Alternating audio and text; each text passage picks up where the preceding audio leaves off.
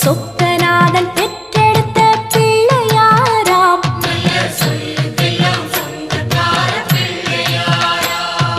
கைலாய மலைய விட்டு தெற்கே வந்தாராம்.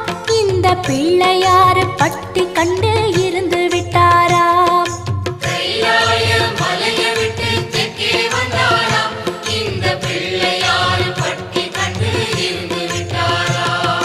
கணபதியார் வந்தாரம்மா, நம்ம உறவாக நின்னாரம்மா.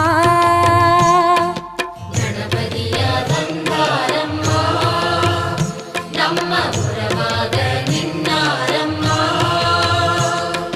சொக்க